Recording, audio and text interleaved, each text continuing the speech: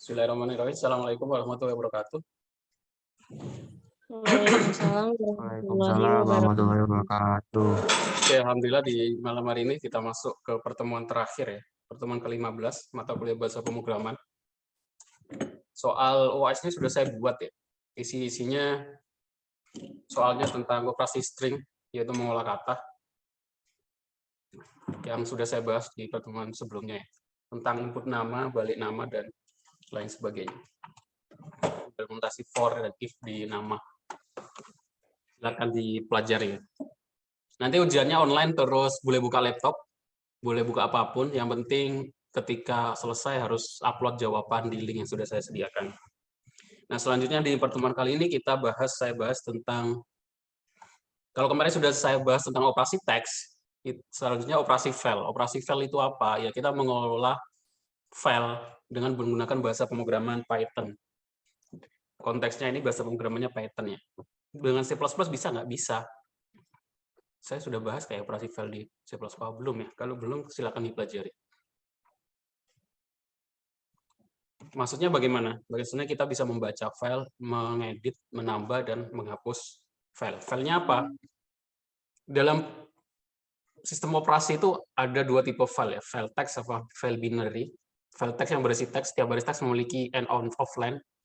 Contohnya txt, csv, json, dan lain sebagainya. Terus file binary itu file yang dalam bentuk aplikasi, gitu. Ada exe, jpg, mkv, mp4, dan lain sebagainya. Dan di materi kita hari ini yaitu fokusnya ke file text, txt atau file text. Bagaimana? Pertama untuk operasi adalah cara membacanya dulu. Bagaimana kita membaca file text menggunakan bahasa pemrograman Python? Sangat mudah. Sudah ada fungsinya, yaitu menggunakan fungsi open. Open, buka kurung, artinya apa? Kalau ada nama variabel terus diikuti dengan buka kurung, tutup kurung, itu artinya sebuah fungsi. Di bahasa pemrograman apapun seperti itu. Open artinya kita buka sebuah file, terus diikuti dengan nama filenya. Nah, ini nama filenya harus sesuai dengan lokasinya. Ya. Kalau satu folder, kita bisa panggil langsung dengan nama file dengan ekstensinya, tapi kalau beda folder, kita harus tambahkan lokasi. Lokasi foldernya itu berada di partisi apa, folder apa gitu. Dengan tanda kutip ya, contohnya di sini file.txt, .txt dengan kutip, artinya kita akan membaca isi file.txt, kita masukkan ke dalam variabel file. Jadi kita deklarasikan file sama dengan open file.txt, koma. Nah, ini parameternya, atau fungsi itu kan ada parameternya. Parameter itu apa? Parameter itu yang ada di dalam buka kurung, tutup kurung. Sudah saya bahas di materi fungsi. Jadi kalau ada dua fungsi berarti dipisahkan dengan koma. Nah, koma yang kedua itu isinya apa? Koma yang kedua itu isinya mode. Modenya itu apakah membaca, menghapus, mengisi, atau mendelete. Nah, nanti saya jelaskan macam-macam modenya. Nah, di sini contohnya adalah modenya R. R itu singkatan dari apa? Singkatan dari read. Read itu bahasa Indonesianya membaca. Artinya apa? Kita membaca file tersebut, kita masukkan ke dalam variabel namanya file. Nah, kalau sudah, baru kita bisa olah. Mau kita print, mau kita tambahkan, mau kita delete, atau mau kita hapus. Contohnya bagaimana? Contohnya seperti ini. Saya buka dulu VS Code-nya, folder.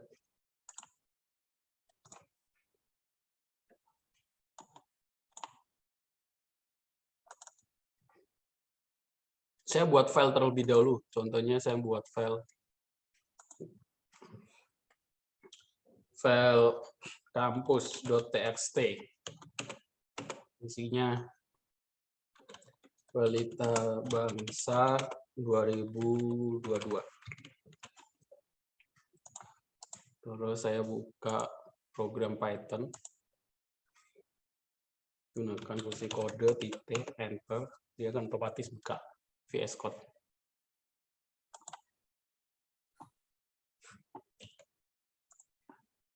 Kita buat file baru, coba.py. Ya, aku udah tinggal nama apa, kita buat variabel. Ntar saya perbesar dulu. var sama var itu nggak bisa kita buat variabel var. File sama dengan open buka kurung kutip, nama filenya apa? Kampus.txt. Terus koma, modenya read. Udah, kita tinggal print file. Save. Kalau dijalankan, run Python, mode R encoding, nah, masih error. Saya belum sampai ke materi selanjutnya. Saya jelaskan dulu mode R-nya. Nah, macam-macam modenya itu apa saja? Ada R, read, itu hanya baca saja. Terus ada W, write, menulis. Itu untuk akses, untuk menulis file. Jika file sudah ada, maka file akan di-replace dan diganti dengan yang baru. Itu metode W. Kalau A, apa itu append, digunakan untuk append. Append itu bahasa Indonesia menambahkan di belakang. Atau menambah data ke file, artinya jika sudah ada isinya, maka akan ditambahkan di belakang, tidak di-replace. Kalau R plus digunakan untuk membaca sekaligus menulis data ke file. Nah, cara membacanya bagaimana? Contohnya, print Pancasila. Nah, ini kita menggunakan fungsi readLines. readLines. Nama file Pancasila readLines. File.readLines.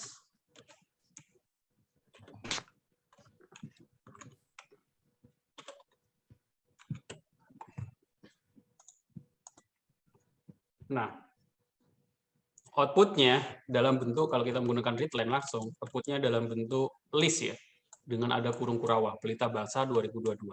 Kalau kita pengen cetaknya rapi, kita bisa menggunakan for. Dengan perulangan, for. Jadi di sini Pancasila readline, kita masukkan ke variabel Pancasila, terus for text in Pancasila print text.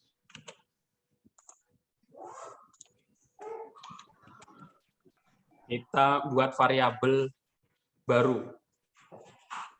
text contohnya ya, terus file.readlines, buka kurung tutup kurung. Nah, kita cetaknya menggunakan menggunakan for text in text atau for i boleh, for i in text in rank dalam kurung text. Artinya apa? Berulang sampai panjang teksnya. Panjang teksnya itu panjang data di teks. Tidak dua, print i.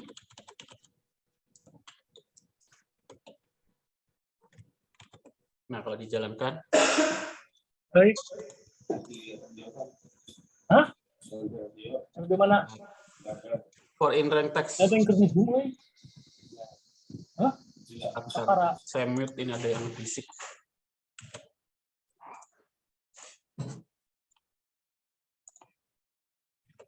Oh, nggak pakai rank ya. Jadi langsung for i in text. Kalau rank itu dalam bentuk integer.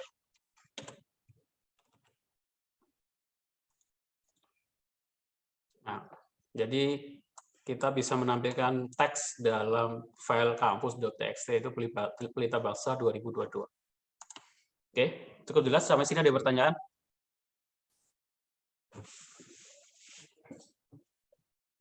Nggak ada?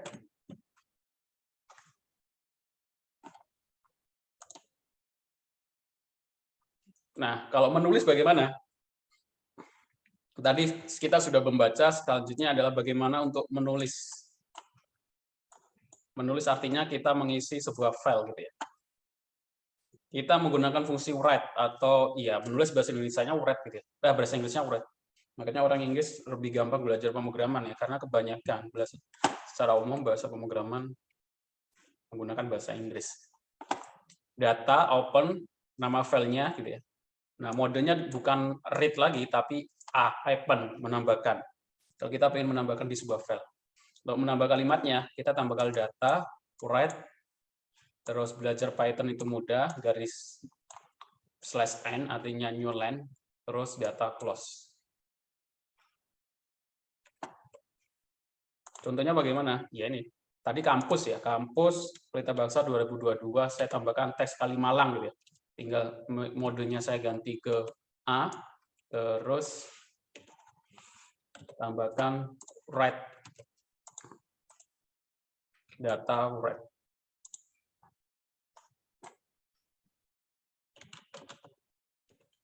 Data, nama variabelnya file dot write. Saya tambahkan Kalimalang, ganti baris. Ini.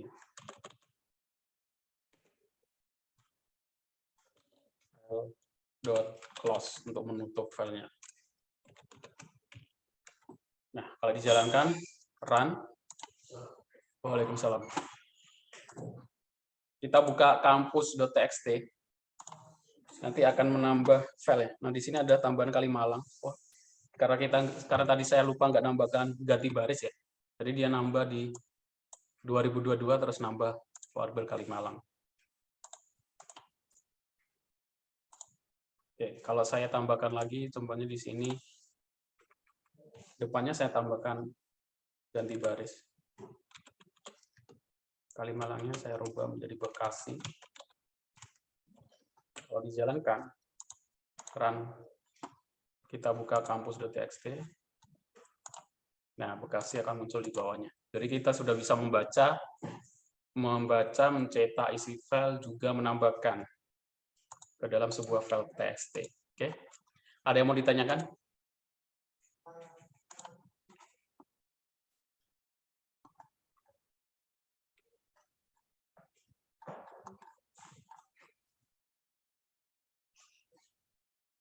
Nah, error handling. Error handling itu tuh apa? Error handling itu untuk menghandle error ya. Kalau suatu saat program kita itu error, dia nggak langsung berhenti, tapi ada informasi. Sehingga program itu nggak langsung berhenti, tapi ada informasi bagian mana yang error. Jadi itu sangat penting, supaya nggak tiba-tiba kalau orang itu basicnya bukan programmer, nggak belajar pemrograman, dia akan bingung, programnya berhenti tiba-tiba, tanpa ada informasi error ya. Makanya ada error handling. Error handling itu tuh, jika terjadi error, kita cetak apa? Kita tampilkan errornya. Biar orangnya itu tahu. Contohnya, seumpama kita buat file untuk membaca file dataku.txt. Gitu. Ketika file dataku.txt ini tidak ada, nggak ada di foldernya, gitu ya. Kita kasih tahu bahwa print, kita cetak di layar, file itu tidak ada. Supaya orang tahu errornya itu apa. Caranya bagaimana? Kita menggunakan try dan accept. Try, titik 2, with, terus open, has file, print file, accept. Nah, accept ini, kalau file ini tidak ketemu, dataku.txt tidak ketemu, maka yang muncul adalah file tidak ada.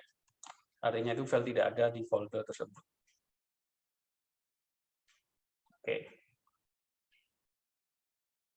Jadi silakan dipraktekkan, diimplementasikan, karena ini basic bahasa pemrograman ya. Kalau kalian buat program apapun pasti nanti akan interaksi dengan namanya mengoperasikan file. Mengoperasi file yang membaca file. Contohnya apa? Seumpama kita pengen membuat program untuk mengirimkan data lewat email. Nah, kita lampirkan datanya kan dalam bentuk file gitu. Filenya kita baca. Filenya ada atau enggak. Dan di sini ada pertanyaan.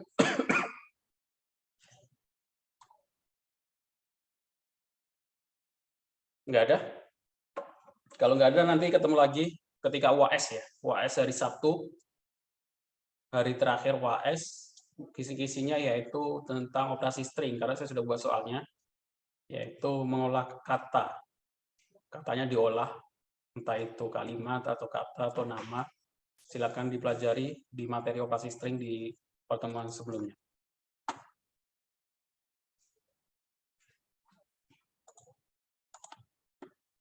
Oke, kalau nggak ada pertanyaan, saya kira cukupkan. Kalau yang nggak bisa datang, silakan dikasih tahu. Nanti akan saya share rekaman perkuliahannya di e-kampus. Jadi silakan dilihat. Oke, terima kasih yang sudah datang. Saya akhiri. Assalamualaikum warahmatullahi wabarakatuh. Waalaikumsalam warahmatullahi wabarakatuh.